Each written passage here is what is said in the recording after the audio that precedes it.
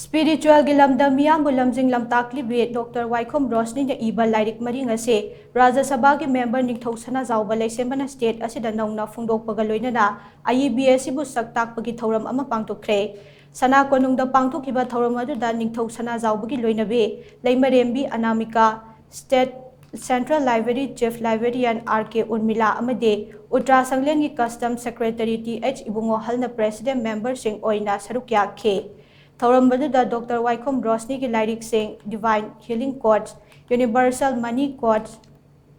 Divine Inner Work Journal amade Art Star Self Healing Light Codes card deck ase State Central Library da thamnaba NINGTHOU SANAJAOBA LEISHEMBANA Library asi gi Chief Librarian da khuchinakhe Thauram aduga mari leinana NINGTHOU SANAJAOBA LEISHEMBANA hai Dr. Roshni na changsiliba lam ase Manipur dadi inauba ama oiba maramna masi miyamna khangba watle Adubo masi India amadi malemgi laibak kayadade miyamna pamnaba makhalgi lam ama oire madubakna Roshni ki Lairik amadi thabak thauram sing ase Manipur gi wangmadadi pamnadaba natte maramdi Roshni na pangthokliba thabak thauram sing ase lining laisonga mari amata leinade masidi energy atma amadi light language da yumpham oiba thabak ngaktane Dr. Roshni ki Lairik sing ase haurakliba tunggi mirolda chauna kanaba ama pirakadaba maramna State Central Library da thamnaba khuchinabane hariba Lairik amade Roshni na paikhaliba thabak sing ase lakadaba chahi mangatara gi matungdade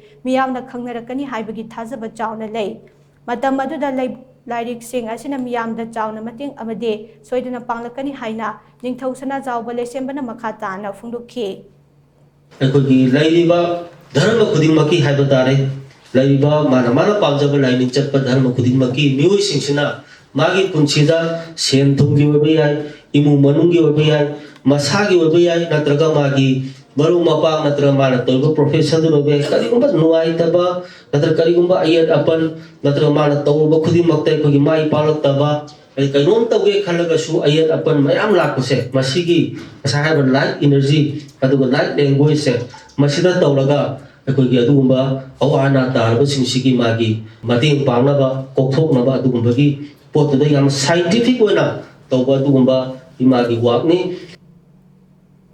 Thauram maduga mari leinana Dr. Waikhom Roshni na hai mahaki Lairik sing ase lanai gi hakthengna thengnarakpada yumpham moiraga puthokpane masida semjin sajinba amata yaude Lairik sing asina tungi mirol da kanaba khara piba ngamgani haibase mahaki thajabani haina mahakna phongdokhi aina thagiba energy se ayoda dum return tawrokane ai mamangi karma phataba tawgibase handaki lifetime just return tawkani adubu Bhagavan Ishwarna di khudong jaba pinde every soul atma sida incarnate torpa prithvi experience lo mulak pase nangi aswaibu chukthokchar chuko na hanagi ariba naki phataba karma tawdo chukthokchar chu haibi khudong jaba ma piraga ne bkhoi laise aduna every day akoina learn tawrini tammi ne bkhoi akogi soul jinse evolve tawga transfer tawrini higher level da kaino da atma gi pure form da ni akoi je divine gi pure love to ne pure love, pure unconditional love, joyous oiba peaceful oiba atmane ba koise. Adu human being form la padadi awana na pithalerta. Emotional numaitaba negative thoughts maya na thandana anxiety, stress, depression adu filter ro matu dene naturally finally physical form da kokchik pagi laina heart ki laina lungs ki laina haise manung ki laia julu sok lo kan the physical da experience da obanya